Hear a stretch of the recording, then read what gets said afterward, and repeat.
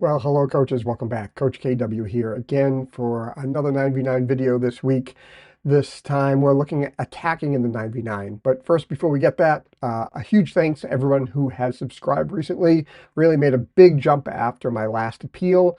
We're at the time of recording 49 away from 1,000. So I'd love to be able to get to the 1,000 sub mark, and I could use your help. So if you've been watching these and you haven't joined the club, why not? Just hit that subscribe, share, hit the bell, all the things that the kids say when they're talking about YouTube. It makes a big difference to me and the channel. I'd love to get to that 1,000 mark. It unlocks some things, and it's a cool number to get to in the almost year that I've been running this channel. A couple other things I want you to just make a note of. In this 9v9 series, I do have a playlist. There's 4 videos plus 1 or 2 that I've done prior to this. I'll have a link to that playlist down below. My big focus is 7v7. I got a ton of videos on that because honestly, everything you need to learn in soccer, you can learn at 7v7. Even 11v11, I go back to those principles. I even practice a lot of times 7v7 just because you can work on so many of the things you need to do. There's a playlist for that. And lastly, if you're relatively new to coaches, and again, my goal is to help volunteer coaches at the community level, not the paid professional licenses, lots of experience. I'm trying to help the every guy and every girl get out there and coach. I have a series playlist on big picture. So really kind of theoretical in some regards, but like how you think about the game and how you think about the game in terms of coaching. So it gives you a little bit more background. So there's a playlist for that as well. Go back and watch some of those videos. I've been doing this for almost a year, so there's more content there than even I expected. So today we're going to look at attacking in the 9v9. We looked at 2 videos in formation sort of things, including what we eventually went to with my town and teams and my team and why we changed. We looked at playing out of the back, and playing out of the back transitions into attacking. So we're going to take a look at attacking. We're going to look at attacking in the shape that I use. And the whole idea here is while we're doing this, hopefully you can see some parallels to what you may do. If you got anything out of my formation videos, the biggest takeaway is the numbers don't mean all that much. When you see my shape, we could call it 4 different things. It doesn't matter. It's what the roles and responsibilities are on the field.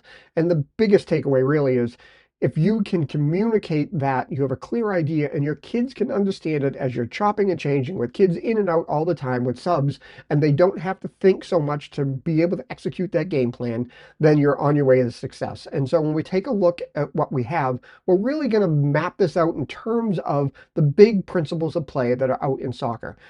I'll throw this graphic up. I created this for one of my videos that are in that big picture series, but here are the standard principles of play in soccer. And the things we're going to look at, especially with our formation and what we think about when we're attacking and all ideas, but 9v9 here, penetration, support with movement and creativity.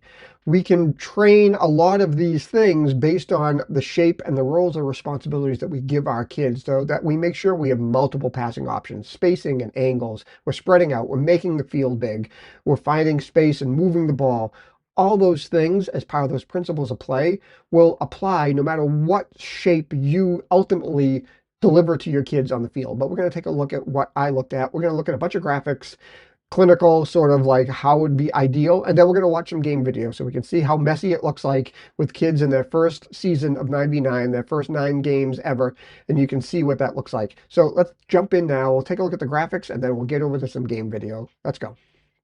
Okay, so here we are in my shape that I bring my team into as we're in possession and moving up the field. And as I said, you could look at this shape and you can describe it in a whole bunch of different ways. Could be a 3-2-3, could be a 2-1-5, it could be a 2-1-4-1. It doesn't really matter. The point is we have a shape that is looking at those things we looked at on the principles of play. We have width with the 7 and the 11 out wide. We have depth between the 9 and the 6 and even the center back. And we have support with the 8s and the diamond in the middle of the field and the center backs with the 6 and the keeper, as a matter of fact, all the way around, so that we have support around the ball. And with those 3 things, we can work on penetration and creativity to finish off the attack as we go forward.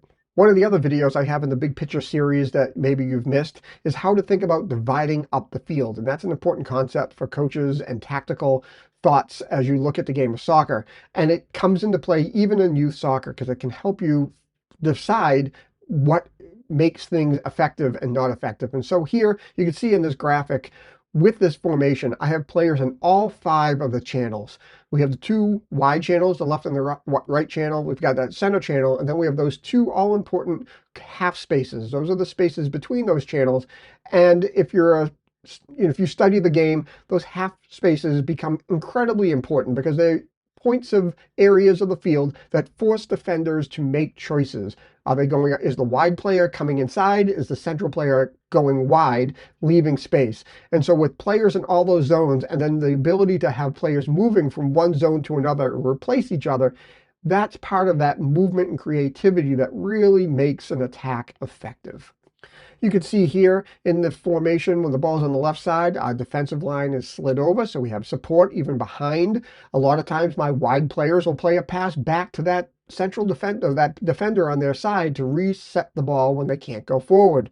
You can see here when the ball slides over to the other side, it's the same concept. We've got the defensive line sliding over, having that depth and support behind. We have lots of players around the ball for lots of options.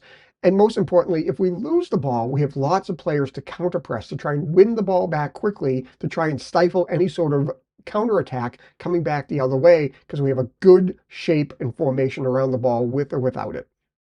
As you can see here, coming from playing out of the back, all the different pathways this ball can take for all the different players when we're condensed and in our defensive shape. And when we're transitioning out 9v9, transition is an important part, but unfortunately, a lot of 9v9 fields are not to the dimensions that you're going to really officially find. We're lucky in our town. I make sure that the fields are a true 75 yards long, but a lot of places that you play in town soccer, travel soccer, they've tried to condense the fields to fit as many as they can in the spaces they have, and maybe the length of the field is nowhere close to the 75. So that transition can happen pretty quickly versus 11v11. You've really got to work on those transitions. But in general, there's really only 3 options. You're playing the ball to the left or the right or down the center. And so having that shape and knowing where those outlets are in transition to get the ball someplace up and out is really important part of that concept of moving the ball into the attack. You're going from your team being condensed and compact to expanding and making the field big. You can see here we've moved the ball through a series of short passes to the 8, and you can see all the different options that they have, whether they want to play the ball down the line to the 7, whether they want to play into the 9, or even switch the field across the way, whether it's directly or indirectly, they have all those options. You can see here if the ball is then eventually played to the wide 7, whether directly or indirectly, they have, again, a ton of options. They've got that supporting 8 close by. They can take their man on the dribble down the line and try and stretch the field that way. Again, they can try and play that through ball into the 9, but it's having all those options, or even turning around, playing that ball back to their center back to be able to get out of danger if they're double teamed or triple teamed and need to hit a wall and turn around. And you can see again, whatever formation, the formation I have uses that 6 as that center point really to the game, that quarterback. But you can see literally the web of support that happens in this way, diamonds and triangles all over the field, so that you can move, possess, and move around and attack in a way that you have structure and you have support. One of those things is support. Now I made a mistake in this graphic, so I hand drew it in. Your keeper is an important part of this as well. If your team is not comfortable yet playing the ball to the keeper with their feet, you need to work on this. So many times a ball goes back to one of the central defenders. They have their back towards the opposition goal. They're facing their own keeper. They have somebody in their backside. And instead of just playing the simple pass to the player who's wide open 20 yards away from them, they try to twist and turn and get away from the pressure that's behind them. And either they lose the ball and now that player is 1v1 against your keeper, or they lose the ball out of bounds and now you've given away possession, usually deep in your own end, when all it takes is a simple pass back to your keeper. And you'll see in a couple of examples in the game videos, it's such an easy thing to do, but so powerful. But you need to get them comfortable. Those keepers of yours, they're playing the game, only half the game in the field, half the game in the net. Their feet do not stop working when they put the gloves on. Don't let that be a mental block to your team or to your parents or to yourselves, and make sure they're involved in the play, even in the attacking zone. So how do we work on that attacking shape and principles? So we use a pretty basic setup that we can use for both attacking and defending, because we usually have a half of a field to ourselves. And this setup is pretty universal. You can use it for lots of attacking drills and games, really. We kind of just play them with this. But you can do the same thing on the defensive side of the ball. If you want to focus on defensive aspects, you might just take away a few attackers to have more defenders. I'll say again, though, as I said before, when you're coaching a session, you only coach one side of the ball.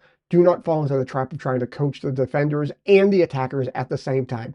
If you're focusing on attack, let the defenders deal with their stuff themselves. They need to hear the attacking points because they will be on the attacking side of the ball. So do not fall into that trap. So here in this attacking drill, we've got 2 goals out wide as targets if the defensive team wins the ball. Coaches can also stand in for that to be players that receive it. You can see we have coaches in the middle delivering balls. They also stand in for the 2 center backs in this particular formation. So if you've got 2 of you and assistant coach, you're kind of filling in that gap behind the 6 in this particular formation. In my formation, as I've talked about before, that 6 becomes the quarterback. They see the whole field. They have that key that can either break up counterattacks as they go forward, or if the team runs into problems and the ball gets back to the 6, look at all the options they have to them, left, right, and center. It becomes a really, really important part of your game if you can get that.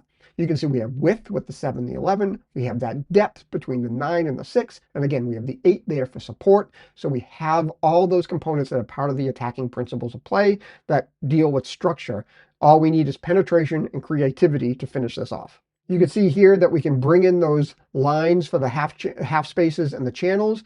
One of the more important things you can do, especially your first season 9v9, is to enforce the width of your wide players. They want to come inside. There is safety in numbers. They feel more comfortable and they feel more productive if they think, oh, I'm closer to the ball, I'm here to help, when the opposite is true.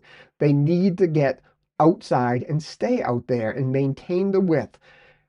One of the ways I do this, it's very easy, very quick, successful to do, is I physically mark off from the top of the 18 up to the halfway line, that line. You can use a whole row of cones. I actually use 100-foot ropes you pick up at Lowe's, Home Depot, whatever. I lay those ropes down and I say to them during these practices, you cannot cross the line. It is amazingly difficult for them to get past that because they so much like a magnet want to get pulled into the middle of the field. But it only takes a week or two to get them to be comfortable out there and to understand how valuable they are that far out in the field, especially in 9v9. It's still kind of a small goal. You can pack the middle of the field and make it difficult to get through the middle if you don't use the width. Once you use the width, and you'll see that in some of the video examples, it forces defenses to stretch apart, which makes room for your other attackers to get in the middle where the goal scoring opportunities are and can put the ball on net. Now, obviously, you can set up, if you play teams with a back 4, you can do that. You can even set up as a back 5 if you've got the players or extra coaches, assistant coaches. No matter how many defenders you put out there, this is the general attacking shape, or whatever it is that you may have as an attacking shape. You can use these attack and defend games to now work on those principles. And I'll suggest that early on, when you're first getting into 9v9, the biggest principle you can work on, as I said before, is keeping the width, moving the ball from inside to outside and back to inside to stretch defenses, to use the whole field to make room for your teams. As your team gets experienced, you can start to work on other attacking principles, and we'll talk about that in a second. You can see here using the channel markers, one of the things here is the 9 and the 8 on the left have swapped spaces, and this is something that will start to happen naturally, but it's again one of these more advanced topics as you go that you can teach your players that when one player moves out of a space, another player can move into the space that's vacated. It's an attacking principle that makes it hard for players to get marked and covered because they're dragging defenders around. That's kind of the whole goal of any of these sports, is the players without the ball are moving around to make space for other players that may be able to receive the ball in a better formation. And so you can see here now the 8 and the 9 have swapped again, as the 9 is maybe now run back towards the center. The 8 comes into the space they just vacated and perhaps is now wide open because somebody didn't follow that run. As I said before, maybe the next set of attacking principles you can work on is overlaps, where now maybe that 7 is taking a touch inside to the half space, and now that 8 is seeing that and triggering to make that run outside into the wide area and around, making a 2v1. So those are the sort of things that maybe after your first season of 9v9, for us, I consider 4 seasons, fall, spring, fall, spring. We're done with our first quarter or our fall.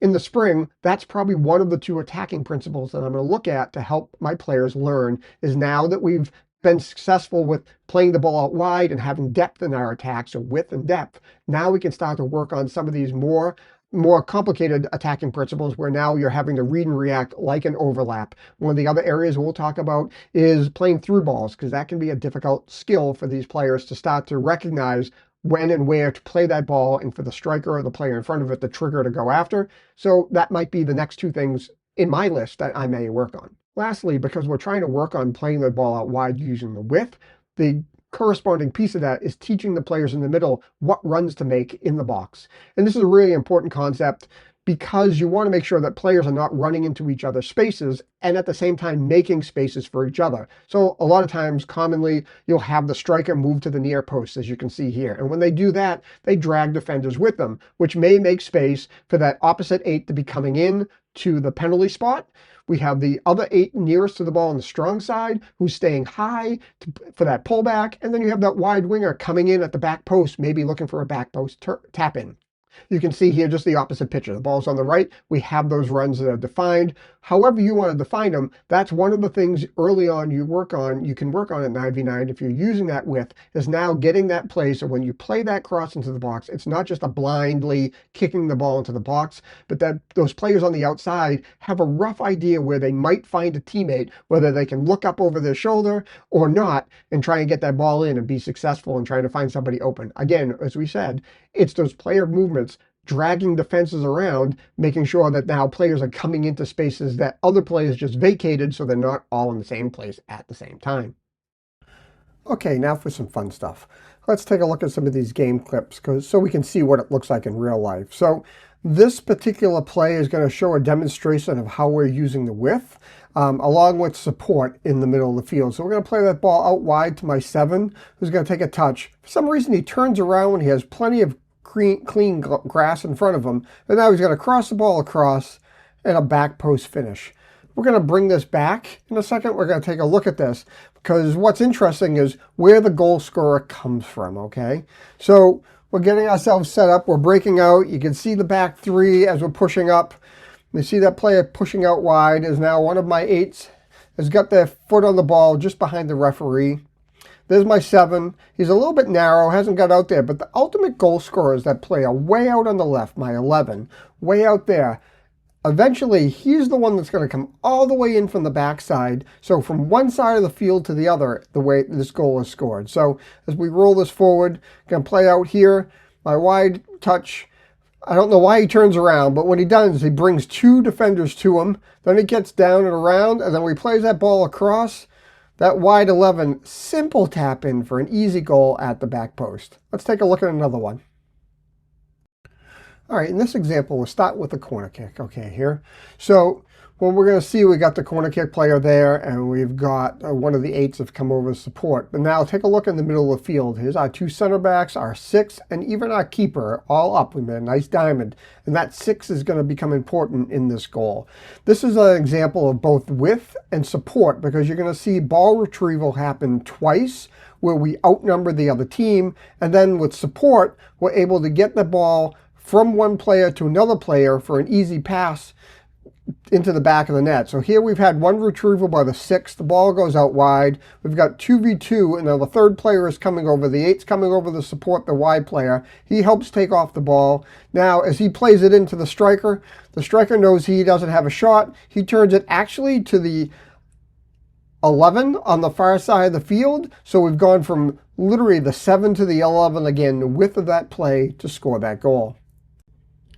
Here's another example of using the width going from side to side. We're starting with the throw-in over there with my 7, and he's going to play it into my 8, who's going to take the ball. He's going to drive down to the goal line. He's dragging 3 defenders with him. In the box, as you can see here, we're going to label, here comes the 8. We see the 8 with the 3 players around them. But now in the box, there's our 9, dead center in the middle of the goal. We've got the 11 coming into the back post there. And then at the top of the box, having that depth to make sure if anything goes wrong, there's the 8 waiting for this. But the 8 on the far side with the ball is just going to turn, play this ball into the box, multiple options. The 9 makes a great finish here, volley into the back of the net. Simple goal from wide back into the middle. Okay, and this is the last example. We're going to show how the shape with support around the ball wins the ball back from a goal kick, which is as similar as if we lost the ball. So there's our back 3. You can even see my keeper standing up outside the box, be support in case that ball does get through. There's my 11 marking the left side. They have two players way up at the center line, but they've been taking these goal kicks all day and they can't get anywhere. There's my 9 shadowing where the ball is. We've got 1 8 over there, the 7 keeping their width, and the other 8, who will be part of this play in a minute, is in that infield position. So we've got our shape, we've got lots of support. There's the ball. They've been doing long goal kicks. They can't play out of the back. This is late in the game. And you're going to see what happens here. He's going to attempt to play this ball. It's a difficult ball to handle because A, it's a long bouncing ball at that player. So even if they had the best of touches, but this is 5th grade. So look at that ball. Hits him right in the shin. Now look at this. At this moment, his 3 green players converging on him. All right, 1, 2, and 3. Ultimately, my 8's going to win it. My wide 11's going to pick it up and now play it across to the player that's keeping with his opposite number, the 7, on the far side of the field. And you see, pass goes across, it gets deflected, player gets a good touch, and just sneaks that in on the inside of the post. So another example of using the support to win the ball. So I hope this video is useful for you. I hope that you could see where that translation to the clinical graphics on the screen, how you lay it out in your head or you lay it out on the board, and how it starts to translate for your kids on the field where it's a lot messier. It's a more chaotic environment. But as you progress through your 9v9, it's using those principles of play, using that width and depth and support to then unlock that creativity and that penetration to find ways through defenses to get yourselves in front of goal for chances. That's the key part of 9v9, 7v7, and 11v11. But that's where you are right now, then this is what you can look at no matter what your formation that you may be using. I hope you found this video useful. As I said before, please, I got some playlists down in the description. Subscribe if you haven't yet. Really helps the channel. If you recognize this t-shirt and this logo, then you're in the special club with me. Comment down below. If you want one of these, I know a guy. I can probably hook you up. So if you know, you know. Otherwise, till the next time, we'll see you out in the fields. Thanks so much, coaches. Bye-bye.